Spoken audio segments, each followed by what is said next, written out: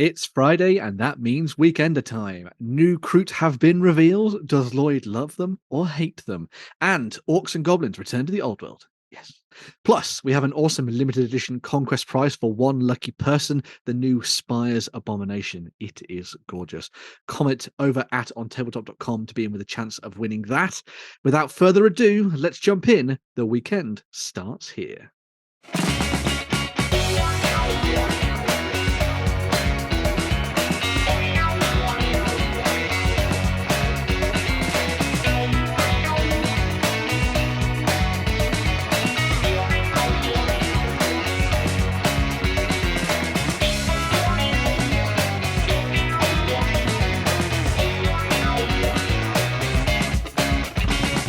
All right, folks, and welcome to the Weekender. No Jerry this time, but horror! It's all falling down. The sky is falling. That means I get to put all the puns in all the time. No one can stop me. Not even the editors. Ha ha ha. Gee whiz, you're setting yourself up for a lot of work there, aren't you? Oh no. Maybe I'll roll that back. Anyway, I am joined by Justin, by Shay, and by Lloyd, and we're going to be taking you through a wonderful week of wargaming news and beyond, including all the stuff that we didn't get to talk about last week because Games Workshop, This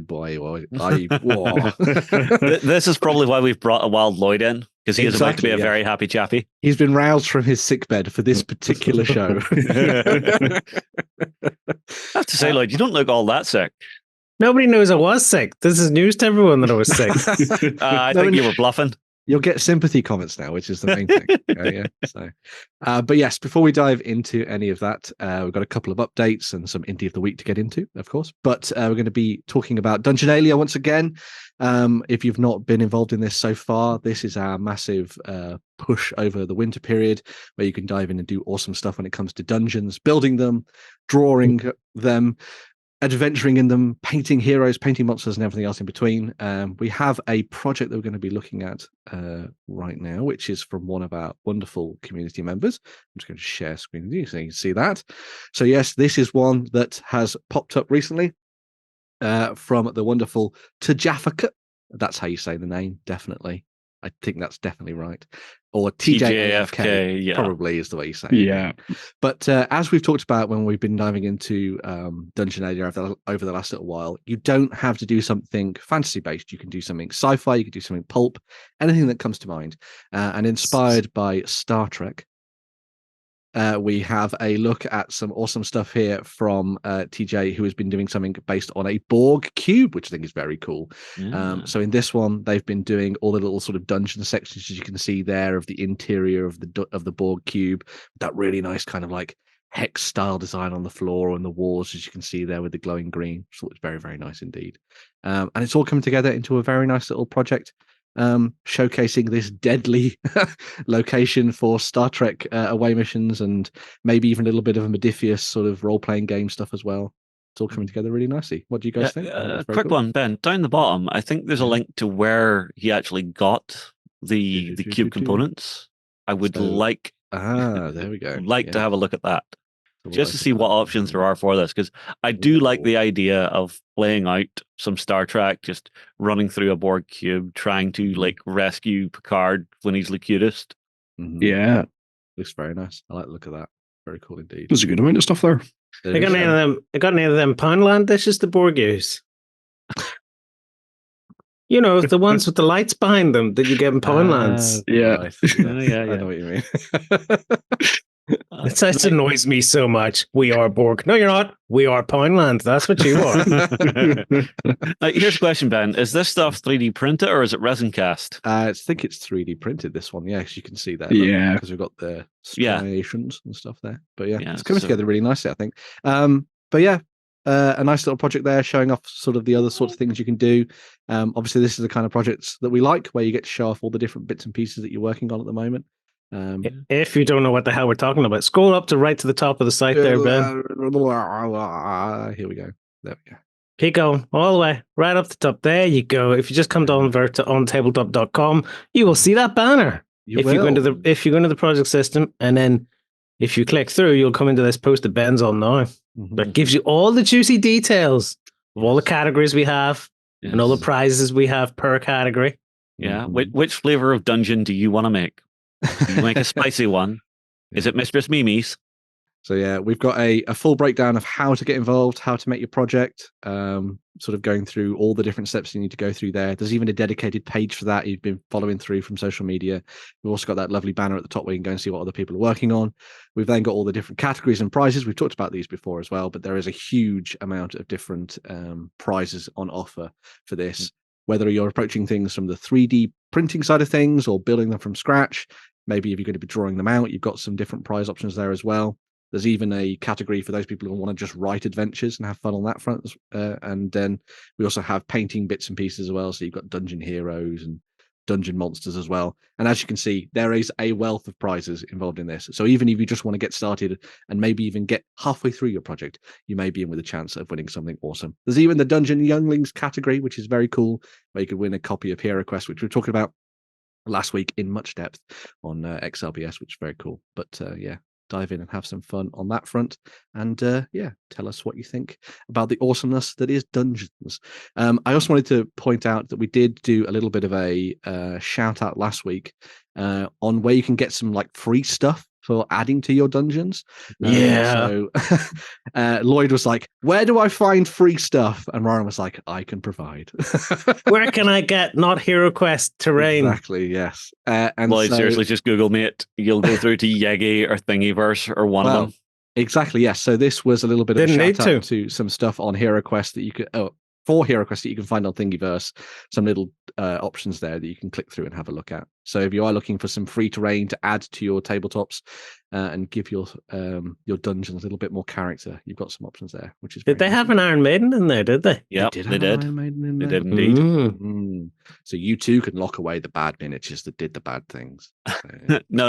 The Iron Maiden that size is for your bad dice. Oh yes, actually, that's a good idea. Because that way, if you make it out of cast metal, you can crush it and maybe change the odds on it whenever you roll it again. Because it's missing bits. Or heat it up and use it as an oven and just keep baking nice every turn. They will the worst tradition of our industry, baking dice. Lloyd's making an entire industry. Ah, there's a science to it. I'm making ones with batteries in it that bake themselves. Yeah. There we go. So here comes the FBI. Don't make nuclear reactor dice, children. Like those cans you used to get with the heaters inside them that were probably very, very bad for you. But yeah. What do you mean? You used to still get? You do get those. The ones you still get them anymore? I thought they were outlawed. Well, hang on. Japan still makes self-eating meals. Yeah, the ones that had like beans and sausages and stuff in them. Oh God, that cannot be good for you. Anyway, right. Now we've got Dungeonalia out the way. Make sure you go and build some projects. You've still got plenty of time. It runs through all the way to the end of February. And as I say, loads of prizes for you to get stuck into there as well. But yes, now we move on to the most important part of the week. And no, it's not the bit where Lloyd gets to gush. This is Indie of the Week. Yes. And in this... Why does it become matron-y like when Jerry's not here? Well, what's going on? Because it has to. Jerry just has those soft, dulcet Irish tones. I mean, Ben, what part of England are you from? The West Country? I'm from the West Midlands, thank you very much. West Country. Best way to insult an Englishman. Get their location wrong in England. How very dare you. You're from up north? I will come and invade you again. Right. We're going to be stepping a little bit back in time. We looked at this company back in 2020, would you believe it? But we're going to be revisiting them. So we're going to be looking at MOMminiaturas, who have been producing loads of amazing stuff over the last little while. And this is particularly good because we're diving back into the old world with a lot of stuff right now. And so I thought it'd be a really nice opportunity to come and have a look at what they've been working on, what they've been doing, and explore their range a little bit more. So the most important thing to note is that this is a Spanish company. So if you're getting your hands on these, they're going to be coming from Europe. So it might take a little while, but they are amazing. And we have a whole host of different things that we're going to be diving through and exploring. Most of their stuff that they do is done in traditional resin sculpting, but they do also do a lot of stuff in 3D as well, which we'll look at in a little bit. But of course, we're going to start with the best of the best, which is the dwarves. Yeah, right. Balls watch. Yeah. Ben has went back to the ex-girlfriend. Yes, you should see my table. It is covered in dwarves, both Age of Sigmar and Warhammer stuff. But yeah, they've done loads of amazing characters and all sorts of different things. So if you see any that you particularly like, please shout out, and we will have a look at them. But they're gorgeous. They're really nice. The nice thing about them as well is that they definitely fit with that kind of old hammer style, which I really enjoy. Yeah. Again, this has always been a point of contention with you and me. I prefer new school sculpting. You prefer old school sculpting. But do you not like these? Do you not like these, Justin? I mean, they're cool, but they're not for me. Oh, I can appreciate the aesthetics of them. But I don't want an army of that. Yeah. But they're dwarves. That's what dwarves are. Yeah. Little tiny boys. Yeah. Yeah, and they've done it traditional with no kneecaps. Exactly, but that's because then they fit really nicely in with all the other stuff that you've got sitting around in your collection. But also has no kneecaps. Yes, exactly. You've got to waddle forward into battle. That's the way to go. I also like that they went back and did stuff like this. So you've got kind of like your stone golems and stuff. So if you're looking back towards the War of the Beard, or the War of Vengeance, as I prefer to call it, you've got these kind of animated golems that you can drop into your games, or maybe just use them as like terrain pieces. I think would be quite nice as well. I mean, These resins. These are resin, yes. So you get hard resins, mostly what they work with, as you can see with all of these different character models and stuff. But they do the same thing for their units as well. So they do lots of different stuff that you could use for building slightly more classic dwarven armies or slightly more modern ones. So depending on which way you wanted to go, they've got different. I want to see their spear guys right at the top there. These ones here, yeah, I want to see them. Let's open them. I'm also going to open some of their cannons. Gyrocopter, please. Yeah. You want the gyrocopter, the flying barrel? Yeah, that's it. There we go.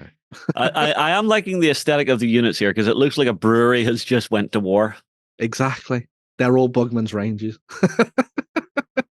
I mean, look at the detail on those. They're amazing. I actually have some of these miniatures in my possession, and they are very, very nice. I've been using them for a while. And see, I would say these are slightly more of a new school style than the heroes we're looking at. Yeah. I think these are slightly more modern in terms of the evolution of what we've seen from MOMminiaturas, because they've gone through and they've updated their sculpts and done lots of different things with them. I mean, that's amazing. I love the kind of the iron beard that goes over the top. Beard of the protectors. Well. The beard protectors, it's a beard print. Exactly. Yeah. And you've got your white beard, so you've got your long beards there. So if you're looking to add some venerable fellows into your group, you've got that option. You've even got the dwarf there on his oath stone, which is back in the old world, which is great. You can see the books behind me. Look, I did buy them. There we go. Oh God, I'm so poor. But yes, anyway. Here's your flying barrel, the dwarf gyrocopter, which has been designed with the kind of like side bits as well, so you can have dwarves hanging off it, or bombs or anything if you wanted to. And you've got the little tiny guy in the middle, who I every time I see someone like this, I just think of the World of Warcraft, my flying machine thing from back in the day. So I see it. It's not SEAL Team 6, it's Dwarf Team Frigg. Yes, I like that. That's very good. I just think Ace is High from Iron Maiden. That would also work. That would also work very well. But yes, so lots and lots of dwarven things there. They've got a really nice section of slayers. I'll just show these off before I dwell too much on them. But if you are looking to do like a Slayer army, they have a really nice collection of models there as well. Even if you can't get your hands on like the Avatars of War stuff in plastic, these are that's what I was thinking. I was looking at these thinking these look familiar. You could look a bit like Avatars of War, don't they? Yeah. Although I love the paint job on these. They've all got the red nose as if they're all alcoholics. Exactly. Yeah. What other way would you be if you were murder in the day, drink at night? Exactly, yeah. But we'll move on to some of the other bits and pieces. So yes, I know we're leaving dwarves, but we have other things we can look at. So if you are somebody who's diving into making an empire army, then you have some other options here as well. So here are a lot of their sort of classic resin sculpts. So they've got your warrior priest, which is very cool. And if you see anything that you particularly like out of this one, let me know. Monk. Show me the monk. The monk. Yes. 1 or 2. Yeah. Not the TV show from the 90s. Oh, God. How cool is that? With the grizzled look and the bandage over the eye as well, like a proper crusader. Very nice. See, a lot of these, you could grab a ton of them and just do some more time. You could. These are perfect for Mordheim. I know a lot of people use them in that respect. I have that annoying bar at the top of my screen at the moment. This won't go away. This is exactly the kind of thing that Shay had, which was awful. But yes, loads of very cool stuff there. As you can see, there's the Paymaster. So if you're looking to do sort of like a mercenary force. Maybe especially because a lot of the stuff that's going on Can't at the really moment tell in the where old his world, face is. it's underneath the skull mask there. Yeah. So It's a really small face. it is a very small face. The position on it's quite odd. It's so that it doesn't get shot. Is it small? Oh. Or is it just a lot of beard? It might also just be a lot of beard and hair. Yeah. See, I thought that was flowing hair coming down the side of him. It looks as if he Exactly. should be looking off to the side. Yeah. And there's your monk, looking very cool. Oh, yes. Yeah, Do you like some religious fanatics? exactly. That's They're the my way to go with favourite. the Empire. Yeah. I've always wanted to do that with my Empire stuff. Very nice. Sheilud's crossbow with religious intent. Oh, yeah. Every time. We also have all the infantry stuff that they've been working on. So this kind of shows up a little bit of the digital work that MOMminiaturas has been doing as well. So they have, I love this pack. It's really great. And this one's fantastic. Oh, look at that. But yeah, so you have things like your digital Imperial Dwarf arquebusiers, which are very nice. So if you're looking to do a slightly more old Hammer style army, you've got them to play around with, which is very nice, very good. And that lovely slashed silks as well, very cool. How cool is that? For like a set of casualty markers for you to drop into your games or something. That's clearly routed. Yeah. They have had enough today. It's time to go home, boys. Yeah. To hell with this Baron. He hasn't paid us in 3 weeks. Let's get gone. They've even dropped all their weapons as well. I think it's great. I also think these would be good as like a Blood Bowl team because you got them in like catching poses and things. So it'd be quite nice. But yeah, very cool. Yeah. And then look at that. The giant is epic. He's cool, yeah. Yeah. And this is some of the stuff that MOMminiaturas has been working on more recently, I'd say. And I think they look amazing. Really good stuff. Very characterful, which is one of the things that I always say about their ranges and things. So yeah, lots of different stuff from the kind of Empire side of things. As you can see, they've got the 3D printable options there too, which is always good. So they'll 3D print for you, or either you're buying the STL off? They'll 3D print these ones for you, but they do also have a My Mini factory store, which we'll look at later, which also does bits and pieces. If you just want to get the STL files and work on them from home. But yes, so we will go over to the Orcs and Goblins. Everyone loves some good Orcs and Goblins. And we'll start with the heroes, as you can see there. Let's see if I can find the one that I have. There he is. There was one up the top I wanted to see. There's one at the top. There the war boss. The war boss. Yep, there he is. He's very cool. Oh, I like him. See, to me, this is how Orcs should look. Mm-hmm. Yeah. It's all scrap armor and scrap weapons just cobbled together. This is what fantasy Orcs need to look like. Yeah. And these are like no joke. They are a big chunk of resin. As I was saying, I've got one of the Orc warlords and he's very cool. But he's got kind of like a thrall look to him as well. If you know, like World of Warcraft in his face design, I think. Yeah. Which is very nice. I will say, whoever their painter is doing a fantastic job. Yeah. I think it's actually painted by MOMminiaturas as well. The guy behind it, which is very cool. Whoever their in-house painter is, cracking work. Yeah. But yes, where was this? Is already the opened Orc. I know, but I can't get to the tab. Secrets. Right. So but yes, that's the one that I've got there, which is very cool. And I love the non-metallic metal on the armor, which is very nice. Yeah. Because I picked up they did back in the past, they did a Gotrek and Felix model, not Gotrek and Felix. And I picked this fellow up as well, just to kind of meet the shipping. Great. And he's been added into my collection for someone to play with at some point in the future. But I think a very nice model all the same. Very cool. Very, very nicely done. Yeah, and we'll open up the units as well so we can get a look at them. Oh, good stuff. Again, the thing that's really nice about these is that obviously they are slightly bigger, I'd say, than the stuff that you would have been getting for old Warhammer Fantasy Battles in terms of scale. So they're coming more towards the kind of like 32 mil rather than 28, which is fine, obviously. But it means that when you've got them on the slightly bigger bases, they'll actually look really good and dynamic when you've got them in your regiments and stuff. They are quite Romanesque on these boys. Romanesque, I suppose. Yeah, with the segmented like plates and stuff. Because they're dangly bits. Oh, I see what you mean. The dangly bits. That's the best description. Question, Ben. Is there a Doom Diver? Oh, we shall have to have a look. Let's go back to the Orc army thing and scroll down. Well, they have a chariot, which is very cool. Yeah. and we have fanatic goblins. Oh, I love And we have fanatics. a rock thrower, which is just a troll with the stone. Yeah. But no That's, Doom uh, Diver. No Oh, Doom sadness. Diver, unfortunately, no. But maybe that'll be one of the things that'll get added in the future. That could be very Their cool. giants are nice. The giants are very cool. Do you want to look at that giant? Should we have a look at this one? Yeah. Oh, that seems like a perfect fit for, well, Age of Sigmar and Warhammer, the old world, I'd reckon as well. Yeah. See, this was this thing I remember from the old days. Whenever you would put a giant down on the table and just randomly it would pick someone up, and you'd roll on a table, and once in a while it would just put them in a bag as a snack for later. Yes. You'll be glad to know that rule is returned in the old world. Yes! Which is very nice. Yay. I like these as the evolution of the classic sort of stone troll. If you remember the blue ones with the big bug eyes that they used to have, they've kind of done something a little bit more fun with those, which I think is quite nice. Nice. Very cool. Oh, Ben, why did you have to show me this? The old world has landed, and I kind of want to do like old school orcs. Well, here you go. Damn it! This is great. This is a great way to go. You have to wait a little bit for some of them and stuff, but obviously you guys have got 3D printers and things, so you can fire out a whole host of orcs and goblins and stuff. And 3D printing might be very cost effective. Yeah, very true. Yeah, great for character models and stuff, obviously. But if you're looking to maybe sort of branch out and do something a bit larger, maybe you want to go down the 3D printing route. But yeah, I mean, look at that rock thrower. Mm-hmm. I love the character in their faces. It's so good. I know I talk about this a lot. See, I love the fact that the crewman who's actually loading it is just a big troll, and it just looks like he's going, I wish I had to put belly like this.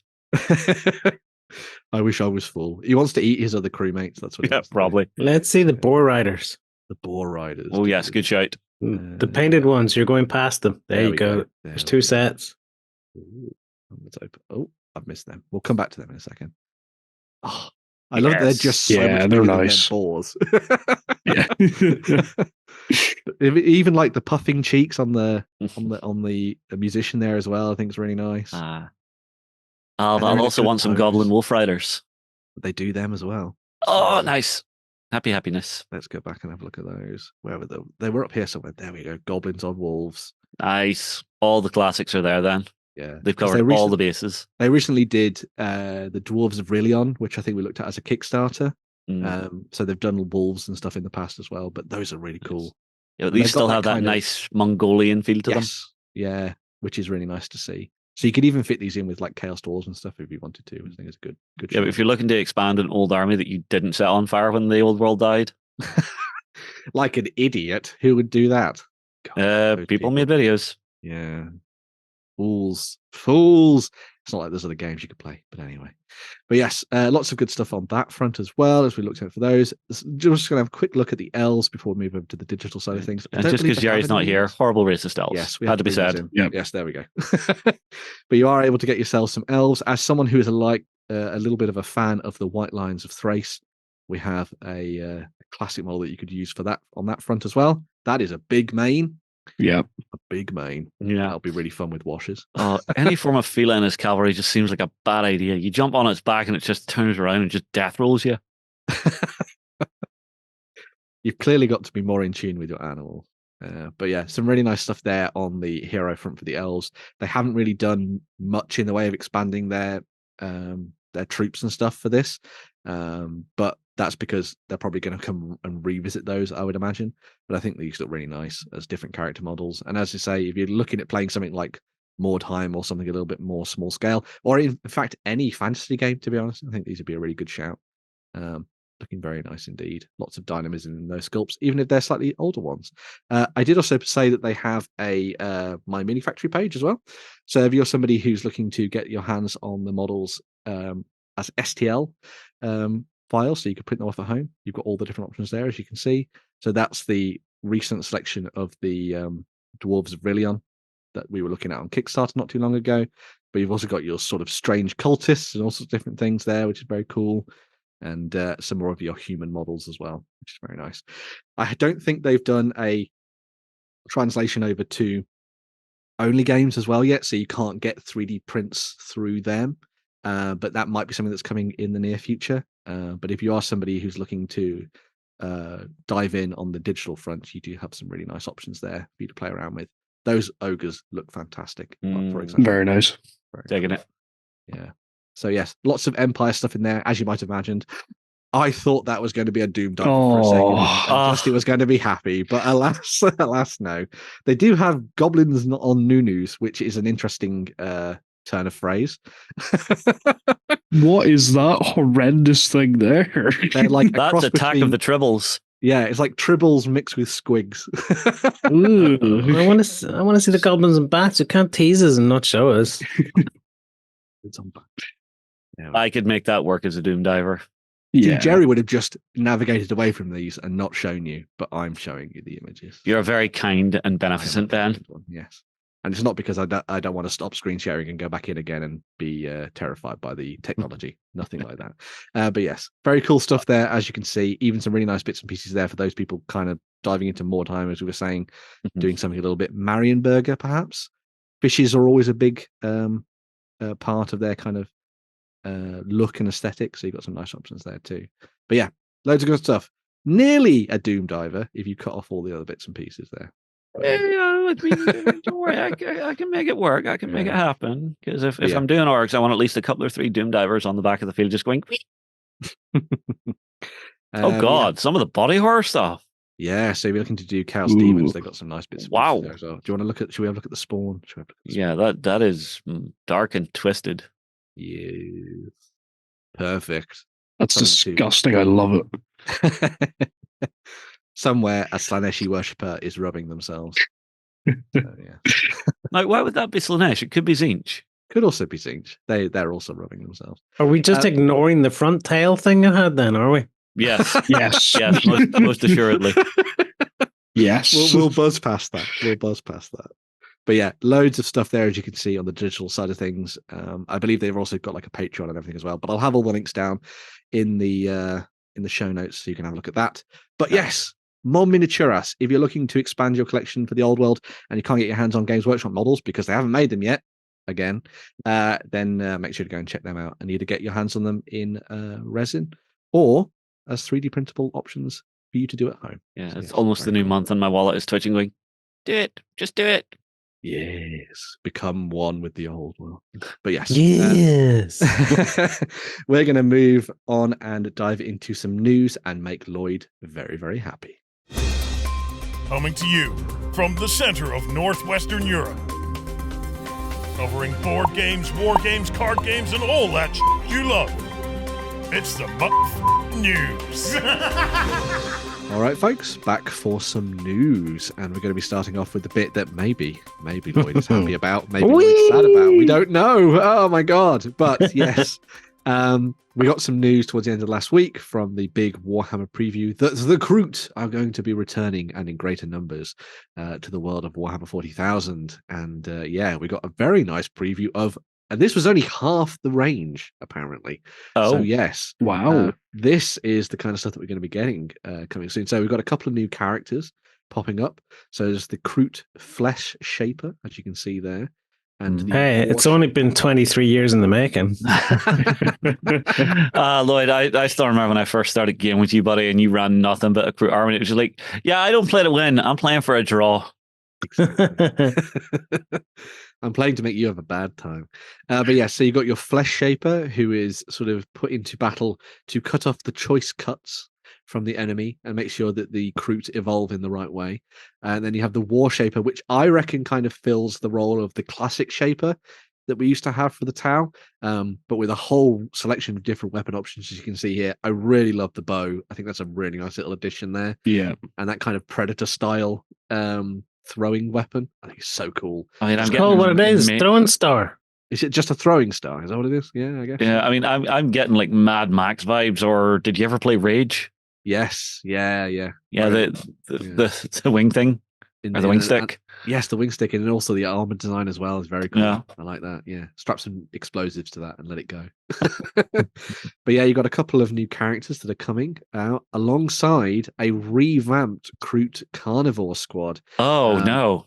See, I actually quite like these because they're like the old ones, but just bigger, which I think isn't too bad. Oh no, these have been too humanized.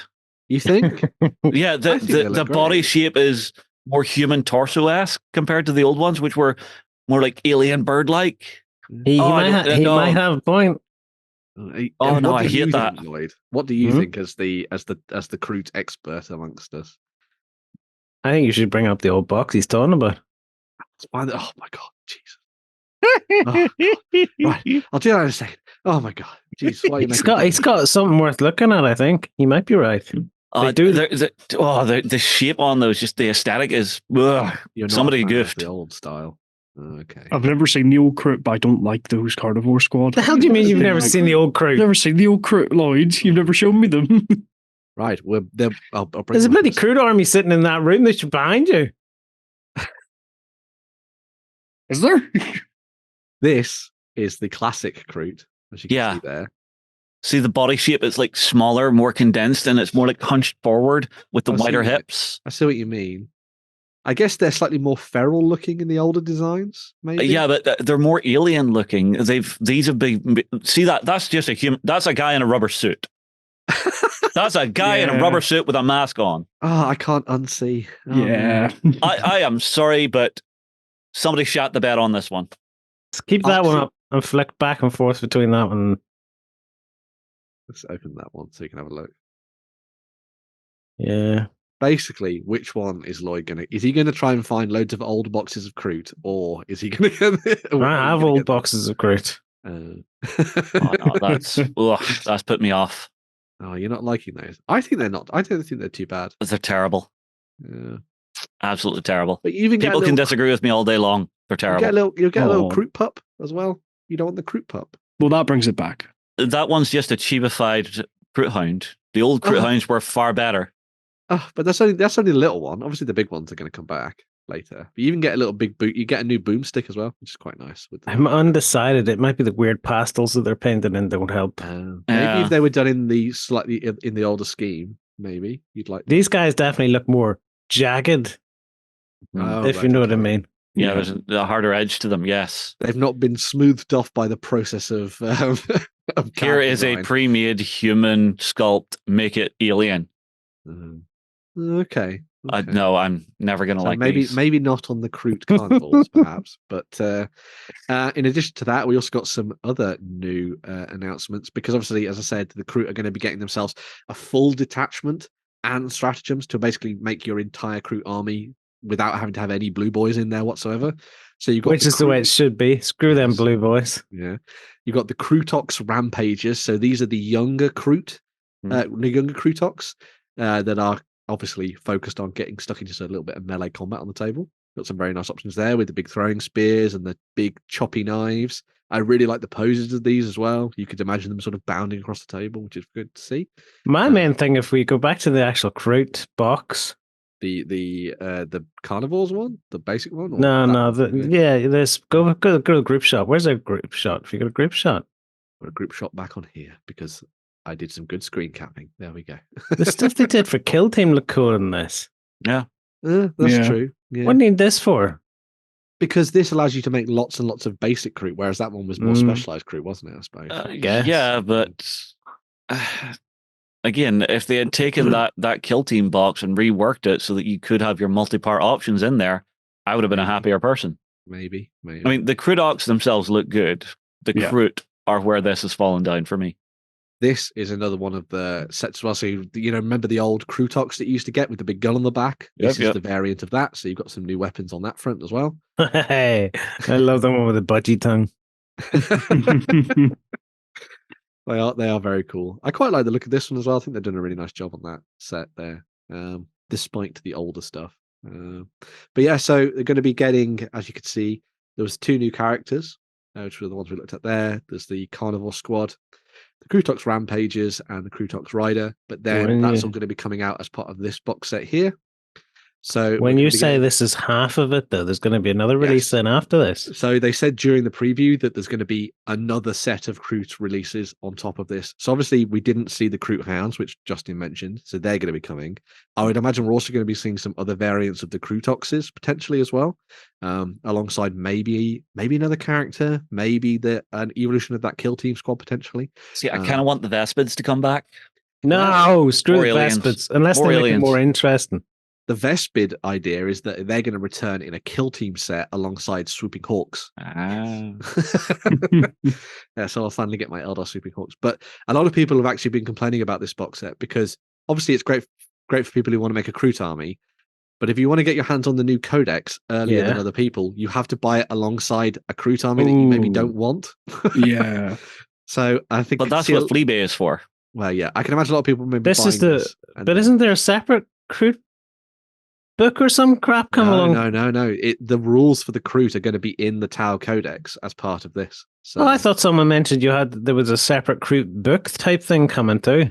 no, they're going to get just a detachment, so it'll be one of the options for how you build your army in the future. So, but yeah, But you can't build a whole Kroot army. you can't just make an entirely Kroot army led by the characters that we're looking at there as well. And So, suddenly Lloyd goes to work, hunting down all the old Kroot boxes he can find. But yeah, a very nice little section of stuff there. I think obviously people will be divided on that. I think people are going to be Marmite on the actual box set itself, obviously. But I think that they've done a fairly nice job on this little range here. Let me see the whole range laid out. Keep going. Oh, Back up that picture. Let's see that again while you're wrapping up what you've done. But yeah, very nice stuff there. I think. Overall, I'm pretty excited. I like it. You just will use some of your old basic carnivores then, basically. No, I'll get the new stuff too and just mix it all together. There we go. Make sure to note Tom that he needs to keep one of these aside. Because that was always the down thing with the original box is that all the Kroot looked very similar. I don't know if they've gone far enough with this new box that the Kroot look different enough from each other in that either. Because if they did think they look different from each other enough, why are they painting them all different colors? I know, because it depends on what the Kroot ate. Yeah. Although there's one thing that's missing so far, Lloyd, is big beasties. Oh, what beyond? Oh, well, yes, the Narlock might be coming back, which was the old. It's like a dinosaur chicken thing. Yeah, but again, it was always quite a limited range of Kroot stuff, limited stuff to choose from. I hope they might bring some like brand spanky new stuff. Yeah, we never know. That has never been seen before for big I'd stuff. like to see Kroot armed with Tau Well, as soon weapons. as someone gets the codex, I know the Tau don't do that. You're friends with us, but we're not sharing our stuff with you. That's Tau. They gave a pulse rifle to one of the guys in the kill team, but maybe he just killed another Tau and took it. That's probably right. Yeah, that's salvage right there. Kroot mercenaries. Yeah. But yes, Kroot, big, back, and amazing. Well, for the most part, anyway. Alongside a new codex and everything else in between. The most annoying thing is they did the release while I was flat on my back ill. I couldn't even enjoy it. People tagging me, Lloyd, look at this. Couldn't even do his jammy dance. Hang on, Lloyd. At least you're better for the pre-order. That's true. Yes. Imagine being flat on your back whenever the pre-order goes live, and you're like, "Must order small plastic bed." Lying in bed, and the missus is looking at me. What are you talking about? Kroot, must see Kroot. He's going mad. And a star going, "Do I need to get a priest? Is he possessed?" Yeah. So this is your new delirium, Kroot. Oh, you want to watch Guardians of the Galaxy? You are Groot. Ah, there we go. That's what that. Yeah, stick that on. But yeah, moving away from Warhammer 40,000, we're going to be looking into a little bit of sort of what if historical stuff as well from the folks at Wargames Atlantic. They have put together a whole range of additional releases as part of their digital forge. They did a series of what ifs fairly recently, which were kind of looking at history through a different lens. And so we have a whole range of different ones for you to choose from here. So the first of these is Xerxes Victorious, which is a set representing, well, a diorama, a vignette set basically representing Xerxes if he'd won effectively at the Battle of Salamis. So you've got a nice little sort of set there with the Greek king's head. Ready to be presented on a platter, no doubt, which is very nice. You also have this one, which I think is really cool. So this is the Japanese imperial troops for the 19th century. So this is them looking at Japanese history as if they hadn't opened the country up to the west. So, you know, all the others hadn't arrived and sort of bringing their own influences over. But instead, envoys had gone out and bought back ideas for weaponry and things like that for them to make a larger Japanese empire. And so that's where you get this kind of design here with the new heads and helmets and the different variants of the uniforms, but also all the firelock weapons and stuff that they had there, which is quite nice, alongside things like the classic katanas and stuff, which I thought was really cool. So we would see a different evolution of the samurai. Yeah, and also an expansion of them. So they kind of put together an interesting sort of background on their on the entry for this one, where it's all about how sort of Japan then was able to conquer parts of China and the different islands in the Pacific, and they sort of had to deal with the West, but in an entirely different way because they hadn't had that colonial influence and stuff. So it was quite nice. So that's a really cool little set there. I thought, and all of a sudden, all my anime is gone. So you're telling me Tom Cruise wasn't in Japan? That was essentially what you're saying. Tom Cruise was not in Japan. Or Billy Connolly. Yeah. Billy Connolly. Yeah.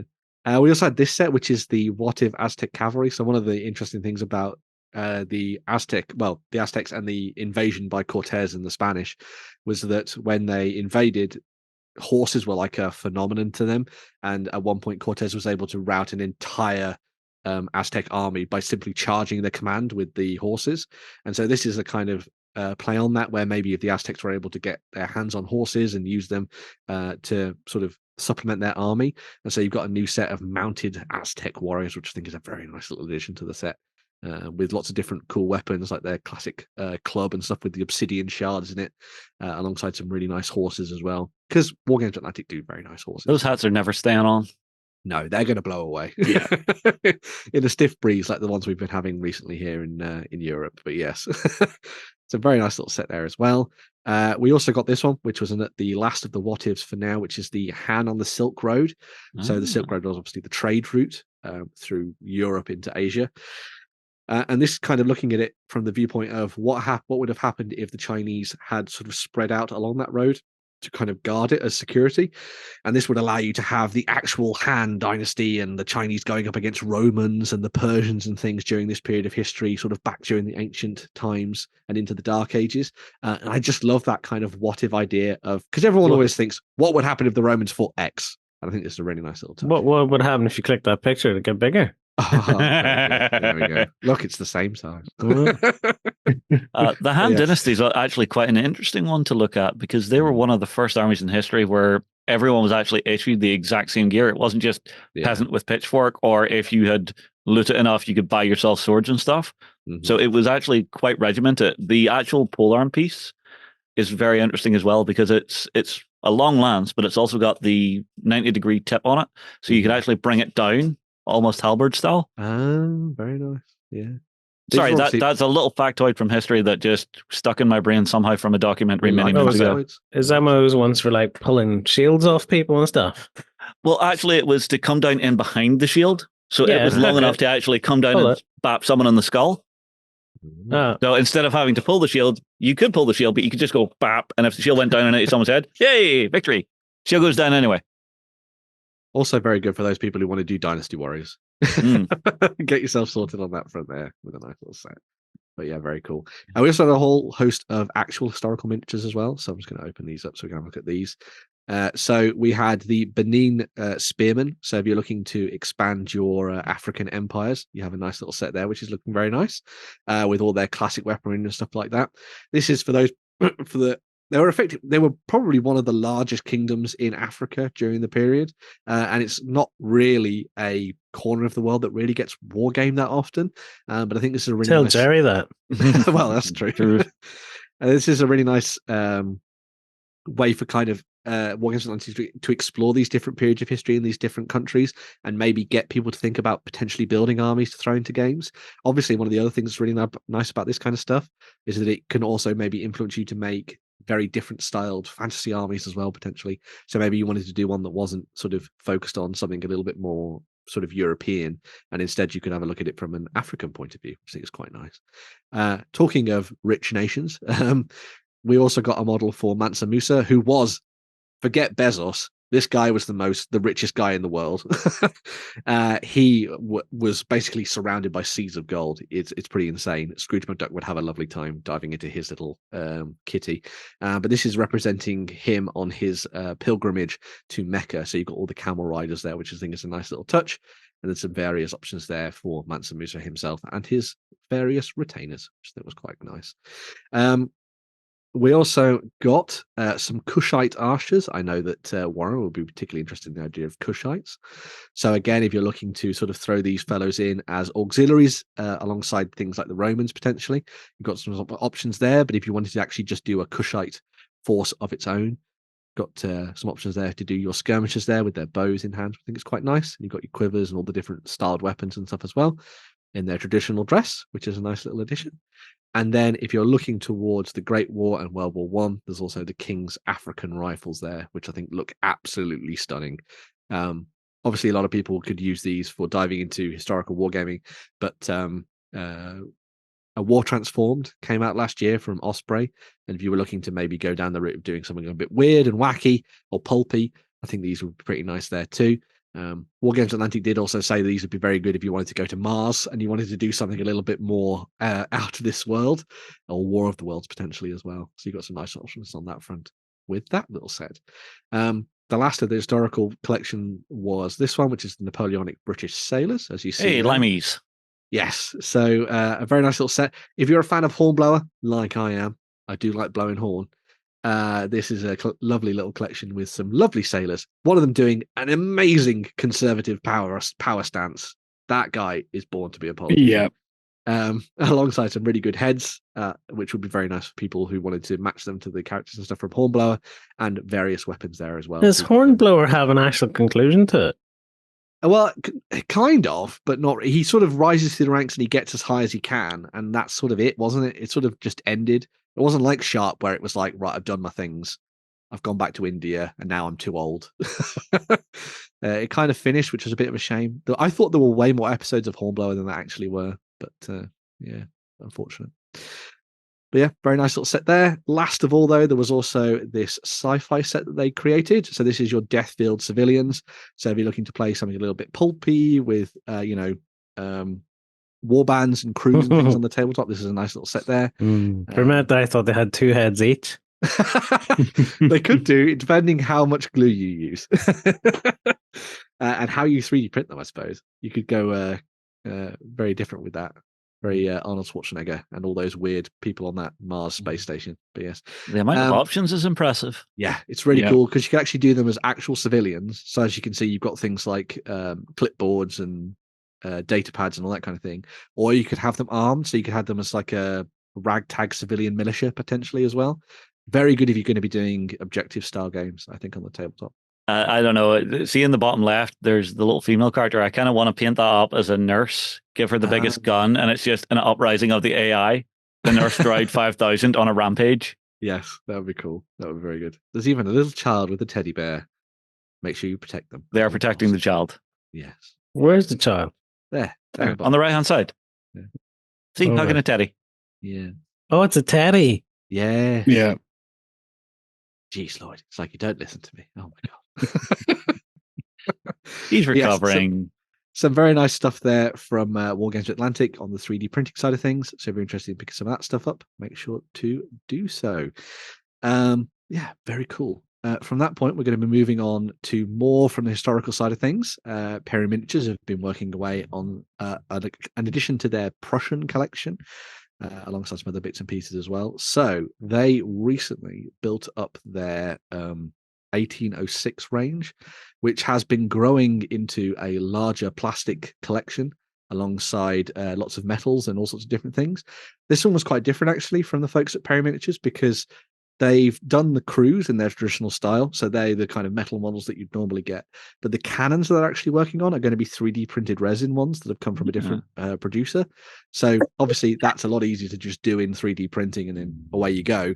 But then obviously these have got the touch of the Perry twins about them. So you've got all the lovely detail in those characters, which is good to see. And you've got a firing version. That guy's looking away. Cool guys don't look at explosions. And then you've got the loading team as well, which I think is quite nice there. Very cool. Make sure you don't look down the barrel when they fire that. But yes. So you make 2 versions and then you swap it out. And then you can swap it out. Yeah, you could do if you want. You could do that in the middle of the game, which is exactly what I would. That wouldn't be annoying at all, would it? I would do it just to annoy you. Well, depending on if you were playing on the Perry's table, you know, the 22-foot by 12-foot monstrosity. Yeah, very true. We also got a look at the new Prussian Jaegers that they've been working on. So if you're looking to do a hunting squad, You've got that option there. Your sort of skirmishers for the Prussians in 1806. I'm always a sucker for this kind of thing because I love skirmish style games, and obviously these would be great for historical wargaming, but also for something like the Silver Bayonet if you were looking to go down the horror route, which I think is quite nice. And this is probably the nicest little selection of stuff that they've been working on. We had these Napoleonic civilians that they did. So we looked at civilians towards the end of the last news piece there from Wargames Atlantic. But this is a collection they've been working on based on a selection of German artwork that you can find from the period. And these represent basically the civilians that you'd find walking around in your towns and villages, maybe hanging on at the back of the army as part of the civilians alongside their gentlemen and stuff like that. Or maybe those just trying to make a buck, I guess, as well. Camp so followers. A nice section of different characters there. Yes, your camp followers, yes. I like to think that she's got the yoke over her shoulder and she could kick your ass with that if she really wanted to. She'd beat you up with a yoke. Again, it's the progenitor to the rolling pin. Yes. Got the veteran there, which is a really nice addition. I thought it was quite nice. The pointing gent just seems like a villain that you need to deal with at some point. And then the baker's wife, who clearly has a secret. They always have a secret. You got your farm labourers for putting away in the different fields as well. And another gent, definitely a bad guy. Whenever there's the word gentleman's involved, definitely evil. And then you've got your middle class Napoleonic characters there as well, waving off the troops, saying goodbye to Papa as he goes to go and fight the French. We're just getting to that stage of history where, God forbid, you claim to be a member of the nobility. Yes. So yeah, some very nice bits and pieces in there from the Perry twins. I think you'll agree when it comes to civilians and stuff. But yeah, very nice stuff on that front. Moving away from the historical side of things, we also had a look into the grim, dark future, but not for Warhammer 40,000 as you know it. Recently, Cubicle 7 have put out their starter set for Wrath and Glory, which we did an unboxing for on the channel this week. I cannot sing its praises enough. Everything in here is quality of life improvements for both the GM and the players. Any new GM jumping into role-playing, this is a highly recommended jump-off point.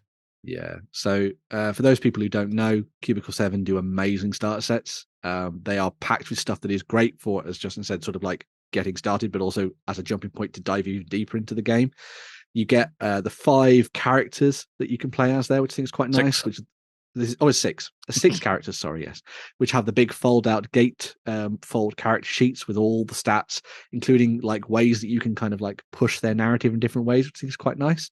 You also get the adventure itself called Traitor's Hymn, which is jam-packed anyway. But then on top of that, and this is the key thing that's lovely about these sets, the Veronius Flotilla is a book just full of information about different planets and the actual flotilla itself that you can dive into. So if you want to explore the Gilead system in any more detail, once you've gone through the original adventure, you've got loads of additional space to dive in and have some fun with this one.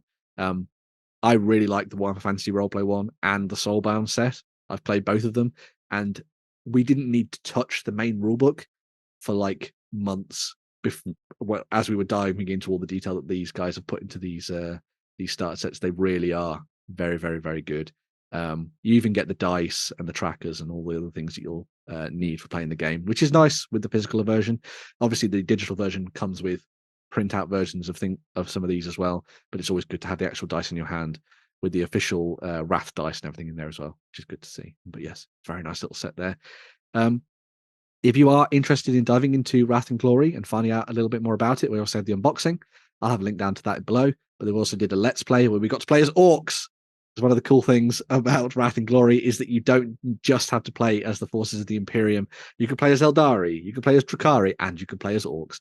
And we did a lovely scrap run in this one, which was very fun. And things didn't go wrong at all. It was perfect. My throat has PTSD from that. But yeah, an awesome little start set there for those people looking to dive into a little bit of role playing on the tabletop. Make sure to go and check that out. As a quick aside, but still sort of in the grim dark future, we also got some news from the folks at Brass Monkey Games and James Sheriff. Now, a lot of people will know that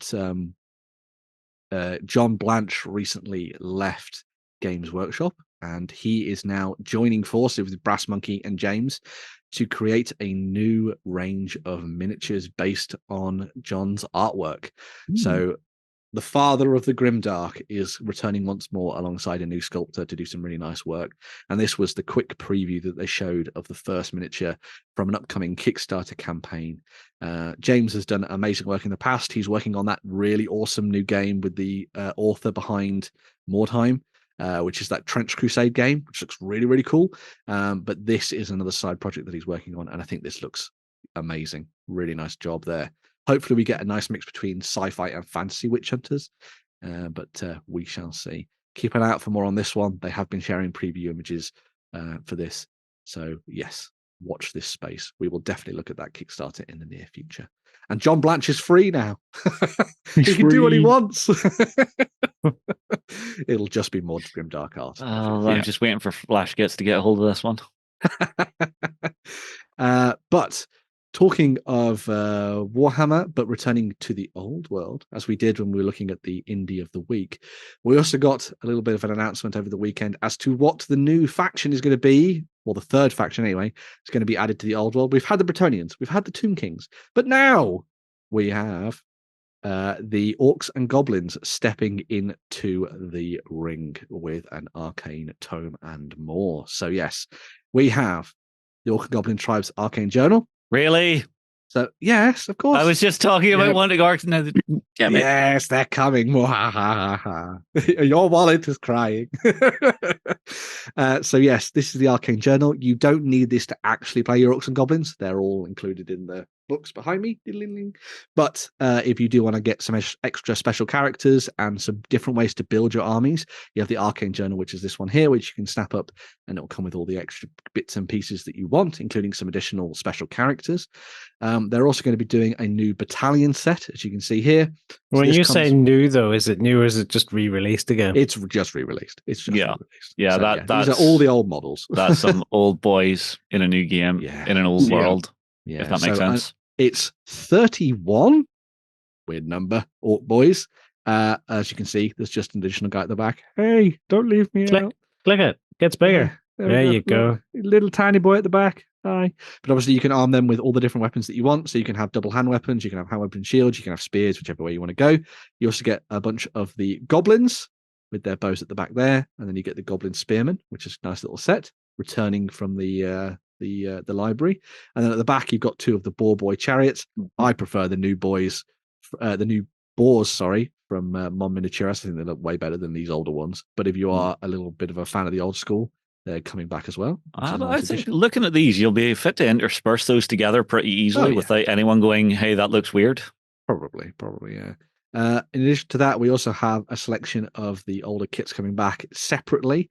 So if you are someone who's a fan of those old plastic models, like the character models, you've got them coming back. So you've got a battle stand bearer version. Obviously, you can arm him with different weapons if you want to just make him into a regular boss. Then you've got the one mounted on the back of the boar there. I think it's quite nice. Those old kits returning alongside your classic orcs. I don't think he's alive at this point. I need my great trophy. But yeah, everybody loves Warzag. Yeah, but you've got your classic orc boys once again there, looking oh so regimented. This is as if someone's gone, yay, and they've gone in response. It's the bosses up front giving a speech going, is we gonna crump him? Yeah. Is we gonna stomp him? Yeah. Exactly. And then you've got the arrow boys, but why would you bother with orc arrow boys? Just leave that to the goblins, man. These guys can't shoot for toffee.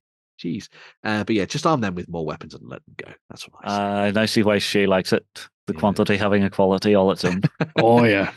And then there's the Orc Boar Boys, which is a slightly newer kit that they worked on, because obviously you can see the different designs there for the boars themselves. But a good little set of cavalry for you to be throwing into the mix. No, I quite like that set. Yeah, it's really nice, isn't it? Very cool. Very dynamic, which is always good to see. In addition to that, there's loads of plastic kits returning. That is by no means all of them. They're also going to be doing loads of metal kits and loads of resin kits. And these are Forge World resin, so they're not going to be the fail cast that everyone had to deal with over the last couple of years. So coming back in resin, we have the Troll Hag, who's looking very lovely there. Very nice model. Just cackle. No. And its droopiness. All its saggy. Yeah. So that's going to be coming back in 4-drop resin. It's probably going to cost you a mortgage. And then you also have this fellow here, who is the Orc war boss on the back of the Wyvern. And in classic style, that Wyvern is straining under the weight of the boss. Oh yeah, you can see it going. Exactly. If that was metal, it would be a pinning job. I still think even if that's resin, it's probably going to still be a pinning job. Make sure that doesn't fall over. I might just stick a clear stock, like a flying stand, just underneath the chin down. Yeah, just to hold it Good up. enough. Yeah. So that's going to be coming out in 4-drop resin. Then there's also going to be returning metal miniatures as well. So if you're a fan of those classic stone trolls that we were talking about earlier, they're going to be returning. And then in all their goofy style, I absolutely love these. And you've even got all the snotlings as well. Oh, very cute. Just fodder to be killed before these guys run in and crump everybody. Or rations. Yeah, very true. But yeah, nice little set of the trolls there. They also said there's going to be a whole host of other things coming back in metal. So you're going to get goblin bosses, wolf rider bosses, goblin bolt throwers, goblin doom divers. There you go. Orc shamans, the common trolls, the snotling pump wagons, classic ogres returning, which is an interesting one. They've also said they're going to bring back the really old marauder giant. So if you're a fan of that classic model from back in the day, that's going to be coming back. So they've definitely dug that out of the archives. On the new model front, we had a couple of additional characters here. So we've got the black orc big boss, who's going to be stepping into the ring. He's a little bit like the paladin that we saw for the Bretonians. So he's going to be done in the Forge World resin as one of the new character models for you to choose from. That poor dwarf. He's had his eyes poked out and ropes put through it. Oh. But yes, new model there for the Black Orcs. And then also this character here, who is Ogdra's Swamp Digger, who's the Troll Caller. So he's going to be the special character that will be represented in the Arcane Journal. Just as a heads up, the Arcane Journal's only about 15 quid, something like that. So if you are worrying about it being a bloat of books and all that kind of thing, it's not that bad in the long run. But he's going to be in that book, and he's going to be able to lead a troll army on the tabletop, which I think is a very nice whole troll army. I can get behind that. Army. Yes, it's not quite the Troll King from the Chaos Forces, but maybe he'll come back later as well. That could be very cool. But yes, nice models there coming back as well. So, in addition to all of that, this week we also got the release of the Legacy Army lists. So, if you're someone who is looking to play as one of the forces that wasn't detailed in the new books that I've got behind me, you'll be able to download these for free. You will need the original rulebook to actually, the new rulebook, sorry, to play these forces. But these are as detailed as you can get in terms of they'll let you start building your armies, surely. They'll let you start building. Also, tempting. A little tip. While these won't be officially supported with a new model range, meaning they won't put square bases in the box, all of these armies have wider ranges for you to choose from the Age of Sigmar range than the actual armies in the old world. You can't buy old dwarves at the moment, but you can buy Seraphon, Lizardmen. You can buy Dark Elves. You can buy Vampire Counts. Just stick the new models on these new models on the bigger bases, and away you go. In actual fact, you have more chance of building an old world army using these than you do with the forces from the real books. But can I download the Orcs? You cannot download the Orcs and Goblins. No, they are in the book. So what's here are the B listers. So I can download the cast-offs, but you can't download the A players. Okay. Yes. Yeah, this is the B team. Yeah, until they release the ebooks, in which case they'll be all over the internet, but there we go. So yes, these have all the detail that you expect from one of these army lists. They match almost perfectly the stuff that you got in the Forces of Fantasy and Ravening Hordes, which are the big blue books. You get magical weapons, you get all the stats for everything that would have been out in 8th edition, more or less. The only army that hasn't got like loads of additional stuff in it from back then is the Skaven one. I know a lot of people were very sad about the Skaven. They've missed out some of the like Skaven mounts that you could get from Forge World and stuff like that. But pretty much everything you could think of from 8th edition is in these different PDF. We're going to see Screaming Bells wiping out half an army again. Exactly, yes. So yes, if you are somebody who's looking to play as one of those factions, like my friend collects ogres, you can just download these and use me as your caddy with the books. I mean, I could Vampire Counts also, because I was looking at Von Karstein Family Mafia at one point. Well, yeah. Tempting. And then just buy all the new Soulblight Gravelord stuff, and it's a perfect fit. It just works. Why would you bother buying the old models or trying to source them on eBay when you can just buy all the old ones? Or just find someone who's done 3D sculpts that are, I swear it's not them. Exactly. Just do that, and away you go. But yes. Can you play as Skellies that aren't Tomb Kings, though? Well, if you get that, you can get the Vampire Counts, and you can play a Skellies that aren't Tomb King. Yeah. You can play Jerry's Damp Undead. You could play Damp Undead. Yeah. You just wouldn't be able to play at a Warhammer tournament, but whatever. Oh no. Yeah. I've also a nice thing that someone said is that anybody who's just a generous person will probably let you play with your old armies using those rules at your local tournaments and things. So just ask, and I'm sure they'll let you do it. Here's the thing. The only thing that an old army needs to be made current is a movement tray. Yes, exactly. So long as your frontage is right on the movement tray, you're fine. Away you go. Very true. But yeah. So yeah, lots of fun awesomeness in the news this week, including those lovely Kroot and everything else in between. Now, something a little bit different. We're going to be heading into the studio to look at the Tenfold Dungeon sets. Hello, folks. It's me again, only this time upright and more red. We have here some Tenfold Dungeon from Gale Force 9. We've laid out the Starship Vengeance, and I thought it would be interesting for people to see what you can do with a big box of boxes. So this setup is obviously very Enterprise-esque.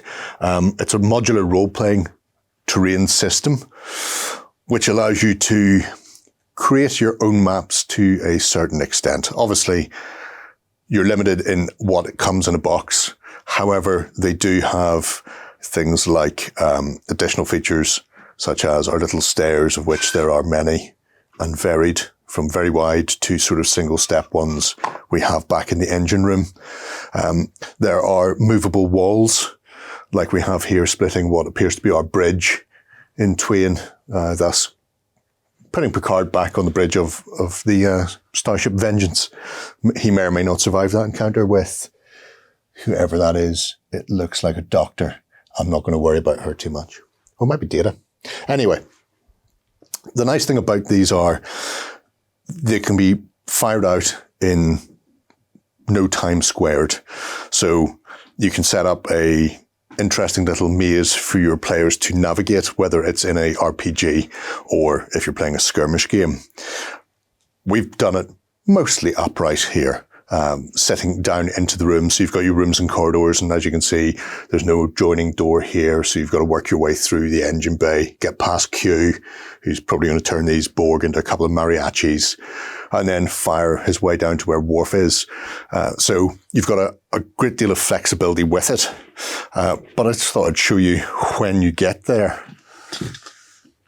If I was to open up one of the others, like the Cyberpunk City, the box itself is relatively small. So you're talking, what's that? 30 centimeters by about 40, 45. I probably measured the squares, actually, would be a good way. I will say this, there are different heights, which means when you're putting it together, you need to nest your boxes correctly because it forms a flush fit that interconnects. But as you can see with these, the Cyberpunk version, your boxes and buildings are the same as your Starship Vengeance. Like these, they can be deployed as rooms, so you can work your way inside them, or you can have them working as actual buildings that people can't get inside, or additional height layers, which is why you have things like the stairs and the like in there. So you get the really nice printed stuff. You also get the sweet, sweet silica gel, which everybody should be eating. You get your door clips, and these are, if I pop one of these off, a double-sided affair that holds the box to make your corridors and doors together. It actually holds it very snugly indeed, so I don't think I can do that with one hand, but I will with two. Boosh. And it means then you can also have your doors as open or closed because they are also double-sided. So there's a lot of flexibility within the system itself to allow you to do an awful lot of interesting bits and pieces. If I debagulate this. It comes with a little bit of reinforcing stickers for the two big ones because these take the most stress as well. So if you want to make sure they're pristine, you can pop off these clear plastic bits to overlap the corners. But within there, and this is similar for all of these, you'll get a sheet of doors. So here we have double wide, single, and then half height for the smaller style of corridor. And they are open or closed, looking out into neon Tokyo, where all the samurai live. These are the walls and barricades, which includes these little half barricades that we've got things set up around the place. They're just very simple line of sight blockers or cover for your players to hide behind, or for the fiends who are ambushing them. Again, very nicely punched. So nice level of detail on those. And finally, you have your set of steps, of which you can see there are 3 different designs, and you get multiples thereof. So you get your 2 medium, 2 small, and I think only one of the large. No, you get 2 large. That's nice. So 2, 2, and 2. And they only fit together in one particular way. So even though they're double-side print, you'll find when you assemble them, like we have here, the back print won't be seen anymore. It just lives there now. You can deconstruct those as well when it comes to packing stuff away. I'd probably keep the stairs as is, because the tolerances on the sort of sprue design at the side is relatively tight. And I think over time, if you're constantly popping these in and out, you're going to get wear on these. If you do want to do that, I would suggest running a bit of glue on these when they are disassembled, just to make that cardboard a bit more solid. But that's the whole kit and caboodle. Like I say, you can make a myriad of things, whether it's big, low-level dance panels that you can play on, or whether you actually turn that into some sort of massive disco, or, as we have here, the Starship Vengeance. There are 4 sci-fi, Daedalus, Smuggler's Den, Vengeance, and Cyberpunk City. But there's also 4 fantasy versions. So you can go from the sewers to a temple, to a castle, or even just run around a town. So it doesn't matter what style of gameplay you're after. If you're looking for some really quick, easily stored terrain for things like Star Wars Legion, or if you want to do a bit of Star Trek away missions, the world is your oyster with the Tenfold Dungeon. So there we go, folks. Let's go back over to the Weekender. Some interesting stuff there from the Tenfold Dungeon sets. I think they're very nice. Great for role-playing and skirmish games and everything else in between. It was cool to see you guys tinkering around with those, I suppose. Very cool. Yes, very good. I have plans. Oh, plans. I like plans. I hope that Gale Force 9 bring out more of them as well. Nice to see some alternative designs and stuff in the future. But yeah. Moving on from that, we're going to be diving into the end of the show. We're going to be looking at some Kickstarter projects. We've got 2 very different ones this week. The first of these for us to delve into is called Ages of Aether, or Aether, Eye of the Storm. And this is a new campaign from the folks at Taiga Miniatures. We've looked at some of their work in the past where they've been doing things like base designs and all sorts of different stuff for war games and role-playing games. This one is an adventure packaged with a selection of STL files for you to use on the tabletop, either as part of this adventure or differently, if you suppose.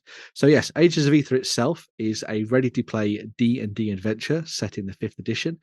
You'll have 5 pre-generated characters that you'll be able to choose from when you dive in, or you could just bring your own characters along if you wanted to, although they have thrown in some fun and interesting ideas when it comes to playing around with the different classes and stuff to sort of maybe not mesh quite so easily with the stuff that's available in the 5th edition rulebooks and stuff. The actual campaign itself has a branching narrative with 6 possible endings. So maybe if you've got a couple of D&D groups, you could see how they tackle this and which way they go potentially. The sort of overview of it is that you're sort of you find yourself in a dark fantasy realm where you are sort of battling between the whims of an undead king and a trickster god, which just sounds amazing and very fey. I love that very much. And this is all packaged together as part of this, as I say, large PDF that you can get your hands on, which will come with everything you need to dive into. So you've got your different locations to explore, your mystical artifacts, 9 different monsters for you to fight, and everything else in between. If you're somebody who doesn't like the idea of doing the whole 3D printing thing, then you'll be able to dive in and just get tokens that you could use in your game. So you could print those off and you could use them on the tabletop, or as it says there, you could use them as virtual tokens. So if you wanted to use them in something like Roll20 or something like that, you could drop them into the system and use them to illustrate your characters on the tabletop, which I think is quite nice. What's quite good about this as a whole, and we'll come into the 3D printing side in a second, is that the folks at Taiga Miniatures have put together 2 kind of free demos for you to pick up. So there's the selection of free stuff, the adventure, so you can try that out. But then there's also a free set of miniatures for you to download and have dungeon terrain. New dungeon terrain, exactly, as we were talking about. How good is that? Click it. You want me to click it? It'll just download it live. There we go. So it takes you to the My Mini Factory page there, where you can see all the different pieces, which is very nice. So yeah, click the other PDF as well. You want me to click on that as well? Oh my god! Click all the things. But what if you see all the things in my download folder? Dun dun dun. But yeah, so you've got a full one that you can get your hands on there. It's actually got loads of different chapters in it, which is very nice. So it's very good if you're trying to set something up for the weekend and haven't really put together an adventure. Maybe use this as an opportunity to dive in and have some fun with it. I really like the way that it's been put together and sort of how it's been designed. Very nicely done. I like the graphic design and everything as well. Very cool. Is this the whole PDF then, just with stuff blurred out? It looks like it's the whole PDF actually, with stuff removed in different places. Yeah, I think the blur was Ben's machine loading. No, I think that actually is blur. But yeah, no, it does have all of chapter 1, it seems, which I think is quite nice, and some of the musical items, which is very cool. Yeah. Oh yeah, very nice. But yes, the STL side of things, you can either dive in and get yourself the digital stuff that we were just talking about there, which gives you the virtual options and the 2D terrain, or, which is a very nice little set anyway, I really like the look of that, or you can get the digital set, which comes with all the different miniatures in it as well. And you can see some of the miniatures down here as part of this core set. So you get the various slightly mutated boars, I guess we'll say, which are looking very cool. Oh, they look like fun guys. Yeah. Yay, got one. Now you see, I said that I'd do puns this week, but you've actually crept in. Very good, very good. I set the bar too high for myself. Oh. We've also got some undead soldiers there, so you've got your sort of shambling warriors that will be coming up against in different styles. You've got your sort of swordsmen, your archers, and your mage there. You've got your different bosses. One of them is just a tree, a very badass tree, obviously. But then all these other ones look like they would be fitting for Elden Ring, I think. Yeah. And then some of the blood cravers as well. So you've got some additional. Don't you just walk around a tree though? Yeah, but it could crawl after you slowly. Yeah, but what if have you never watched Day of the Triffids? Yeah, it could eat you eventually. It'd be like the most. And obviously, it'll blind you first and then track you down while you're stumbling against walls, going, "Oh, where am I?" Yeah. Don't underestimate the tree. We're also talking of dungeon terrain. We've got the Mage's Tower furniture, which I think is lovely. That is set up to just be an amazing trap, I think. But you've also got all the crystal days there and everything, which is quite nice. You've got the forest there too. So you've got your bits and pieces to drop out into the woodlands and things. And then your 5 new heroes that you can play as. So you've got the Divine Deceiver, which is a little bit more clerical, I suppose. The Mycelian Warden might be a bit of a sort of druid wizard type. The Monster Maven, who's kind of like your fighter barbarian. The Death Courtier, definitely a bard, or well, probably the bard. And then the Occult Sleuth, who's the rogue, which I think is quite nice. Sort of matched up with D&D classes and races as well. So you've got your Tiefling in there, which I think is quite a nice little addition. But yeah, very cool. In addition to that, they've also done a selection of add-ons and things as well. Here you can see some of the examples of the stuff when it comes out on their printers. Very nice. There's even some help there as well when it comes to printers, which is good if you're new to it. But they've also done these add-on sets. So you can get one for the Skeleton Warriors in the Graveyard. So you're looking to set up your undead. We've got a nice little option there. Look, no bat wings, Lloyd. No bat wings. Love it. Oh, just unfortunate peasants. Yes, unfortunate peasants. You've even got a little sort of grave spider there, which I think is a nice little addition. Very cool. Even the graves look kind of regular. They do? Yep. Yeah. I know. What world is this? Our world.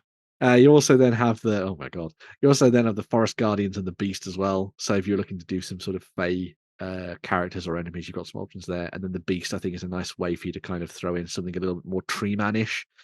Very nice indeed.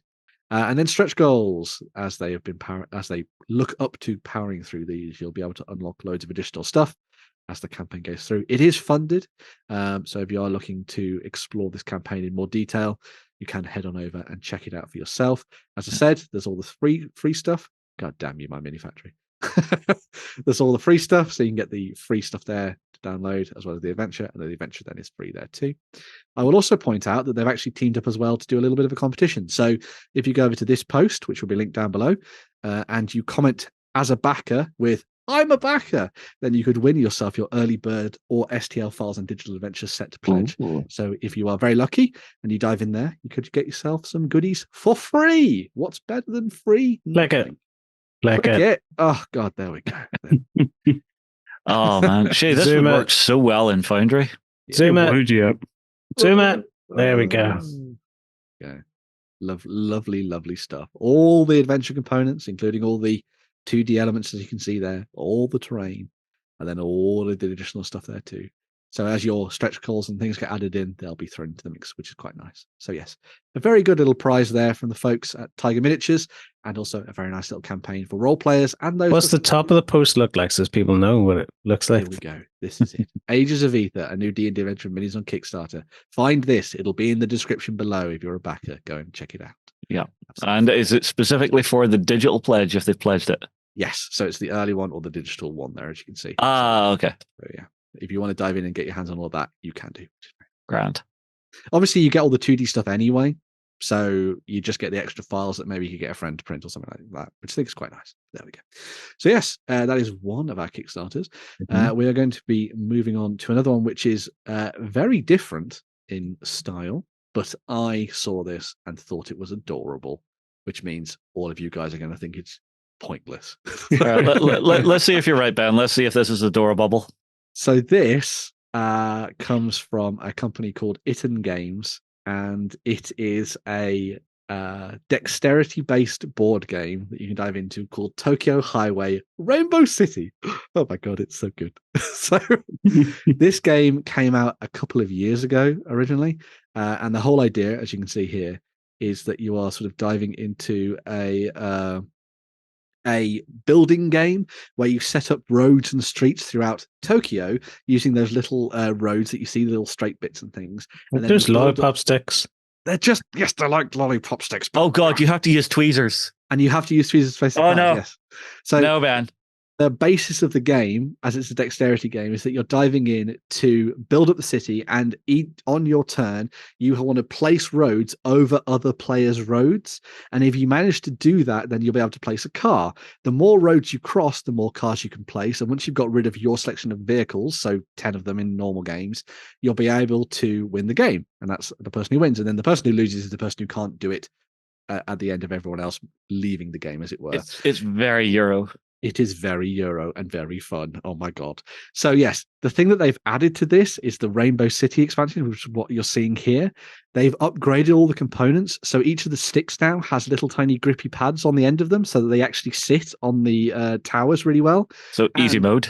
Easy mode. And all the vehicles are rubber, so they actually stick to them as well, which I think is a really nice addition. The other thing that's really fun about this is this mission board that you're seeing here. So this was not in the original game. But what they've done with it now is that, as well as it just being a race to get rid of all of your cars, if you get the mission board and you fill in all the different things there, you can tick off additional victory points. So that could be things like placing loads of entrances or exits to the airport, or making sure that you cross over multiple roads, or maybe you place all of your trucks for somebody else. Go through the rainbow and scream kawaii. Exactly, yes. It's a way for you to kind of throw in additional sort of objectives and things into your games to make it even more fun. And yes, I think it looks gorgeous and very, very cute.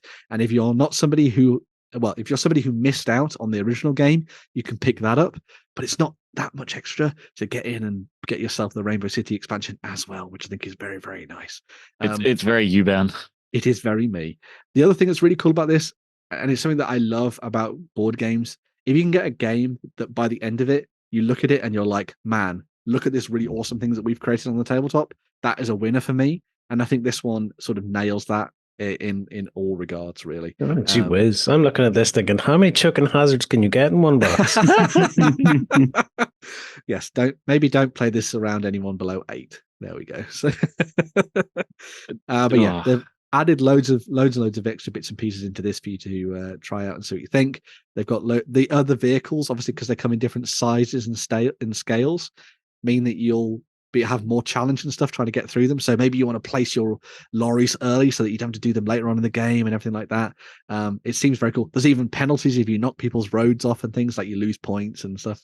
So yes, very fun little game. If you're somebody who's into the sort of dexterity side of things, I definitely think it's worth checking this one out.